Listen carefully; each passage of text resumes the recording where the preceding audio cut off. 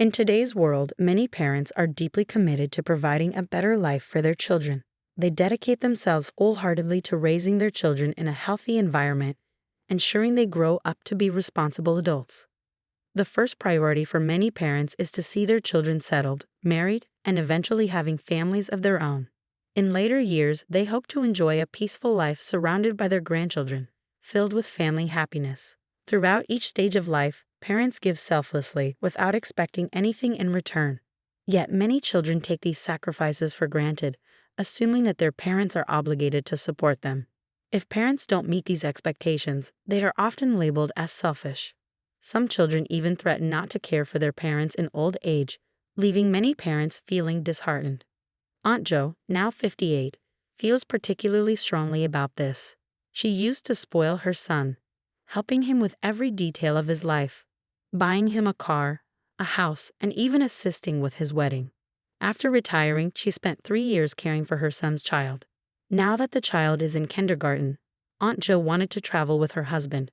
However, as soon as they made plans, her son and daughter-in-law scolded them for being wasteful. This deeply saddened Aunt Jo, and in her frustration, she decided to change her approach. She told her son and daughter-in-law that from now on, they would have to handle their own mortgage and childcare, and she would no longer provide financial support. She recently sent this message to them, standing firm in her decision. Some might think Aunt Jo's actions are harsh, believing that parents should always support their children. In the past, Aunt Jo herself felt that since she only had one child, it was worth going the extra mile for him. But her efforts were met with disappointment and heartache. At 58, Aunt Jo had been retired for over 3 years. When she first retired, she planned to attend a senior university to learn something new. However, soon after, her son called to inform her that his wife was over 4 months pregnant and needed bed rest.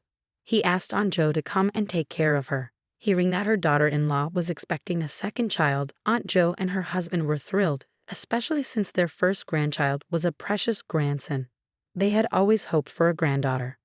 But Aunt Jo wasn't fond of childcare, having found it distressing to care for her sick mother-in-law in the past. For their first grandchild, she had hired a nanny instead. Now, her son wanted her to care for his wife, but she suggested hiring a nanny or asking relatives for help. Her son refused, insisting that since she was retired, she should take on the responsibility herself, as other retired parents do. Aunt Jo couldn't argue with him and reluctantly gave up her plans to attend senior university, moving in with her son to care for her daughter-in-law during bed rest and helping with the older grandson. At first, the tasks seemed manageable: grocery shopping, cooking, accompanying her daughter-in-law to checkups, and picking up the older grandson. But soon her son came to her in tears, overwhelmed by the pressure of his wife's condition and their mortgage. Feeling sympathy for her son and knowing her retirement fund was sufficient, Aunt Jo decided to help with the mortgage, contributing over 3,200 yuan each month. Eventually, her daughter-in-law gave birth to a baby girl, bringing joy to Aunt Jo and her husband. They rewarded her with 20,000 yuan and eagerly helped with a new baby, hoping their daughter-in-law would return to work soon, easing the family's financial burden and allowing Aunt Jo to enjoy her retirement. However, after the birth of their second child, her daughter-in-law chose to stay home, spending her husband's money and refusing to return to work. She even insisted that Aunt Jo continue to help. Aunt Jo, uncomfortable with confronting her daughter-in-law, expressed her concerns to her son. But he asked her to be more understanding, explaining that childbirth had taken a toll on his wife, and she needed time to recover before returning to work. While Aunt Jo could understand the physical challenges of childbirth, she grew increasingly frustrated with her daughter-in-law's laziness. The daughter-in-law left the care of both children and the household to Aunt Jo, who was left to manage everything on her own. When a second granddaughter was just 4 months old, the daughter-in-law weaned her to maintain her figure, spending large sums on yoga and other activities to lose weight. This left Aunt Jo to care for both children, though the older grandson was at least self-sufficient enough to go to school and do his homework without causing trouble. However, the second granddaughter was very mischievous, keeping me busy all day without a moment's rest. But I knew caring for a newborn was always demanding, so I endured it. As my daughter-in-law regained her figure, she returned to being the beautiful woman she once was, Yet she showed no urgency to find work. Instead, she spent her days out with friends, either shopping or traveling. My son supported her, saying she deserved to relax after the difficult time she had with the second child. 2 years passed quickly, and soon the second granddaughter was old enough to start preschool. Still, my daughter-in-law did not return to work. By then, my son had been promoted, and his salary had increased significantly. With my help in paying the mortgage, the burden of raising 2 children wasn't heavy on him. So I decided it was time to let my daughter-in-law handle the children herself and return home. My decision to return home was also influenced by the fact that my husband had just retired. We had always planned to travel around the country together after retirement.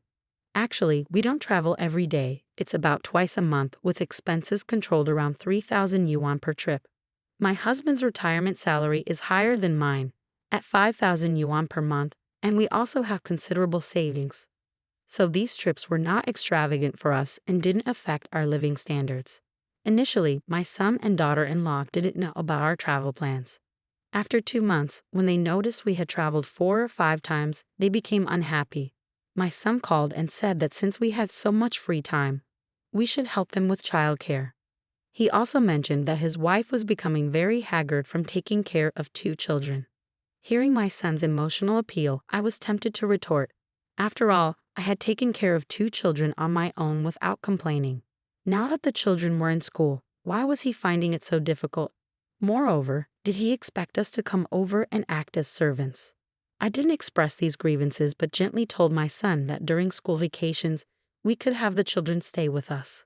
I thought this arrangement would be acceptable to them, but my son continued to complain, making me feel embarrassed. So I discussed it with my husband, and we decided that instead of taking care of the children ourselves, we would pay for their daycare expenses each month. I also gave my son my retirement salary card, telling him that whatever money was in it could be used for their needs. They seemed quite satisfied with this arrangement and often expressed concern for our safety while traveling. However, during the Qingming festival, when my son's family came to visit and we briefly discussed our future travel plans, my daughter-in-law suddenly became displeased. She said that since we had 2 young grandchildren, we should limit our travels and save money to help raise the children. Hearing this, my husband spoke up, explaining that our travel budget was quite reasonable and that we spent less than 4,000 yuan on 2 trips each month, which was quite economical. But my daughter-in-law's complaints persisted. She accused us of spending too much on travel and not helping enough with the children. She said, "You spend 4,000 yuan a month on travel. That's too extravagant. Spending so much money and not helping us with the children is truly wasteful." At that point, my pent-up anger erupted. I told my daughter-in-law that while she might consider our spending extravagant, accusing us of being wasteful was going too far. My husband and I used our own retirement funds for travel, which did not affect the family's quality of life. How could that be considered wasteful? But she continued, "Have you ever seen parents who retire and spend over 4,000 yuan a month on travel? I dare say you're the only ones. Other parents use their retirement funds to ease their children's burdens, but you're just enjoying yourselves. If that isn't wasteful, then what is?" I was enraged and responded, "Isn't the support we've given you enough?" After that, my husband tried to calm me down, reminding me not to get angry, especially since it was a holiday. The argument ended with my son's family leaving, but what my daughter-in-law said really hurt both me and my husband. Even so, we tried to brush it off and not let it affect us, continuing our travels. However, my daughter-in-law kept complaining about our travels on social media, accusing us of being selfish and spending money only on ourselves without helping with the children. She even complained to my nieces and nephews, saying we were wasteful and spent money on travel without saving anything. At that time, relatives and friends began to think we were neglecting our son and grandchildren for the sake of travel, and they spoke poorly of us behind our backs. My husband and I were very embarrassed. I asked my daughter-in-law to mind her words, but she claimed she was just speaking the truth.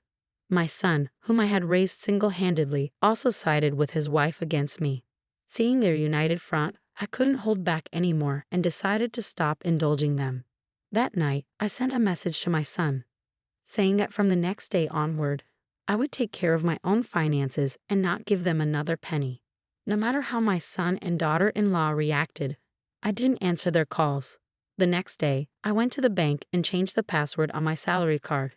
It's been over 20 days now, and I haven't contacted my son. My husband says I shouldn't be too extreme and wants me to compromise. But I believe that if I back down, they'll only continue to take advantage of us. Therefore, I won't compromise. This is Aunt Joe's story. Aunt Joe decided to cut off financial support to her son and daughter-in-law and insists on maintaining this stance until they apologize. Do you support Aunt Joe's actions? Thank you for watching, and see you next time.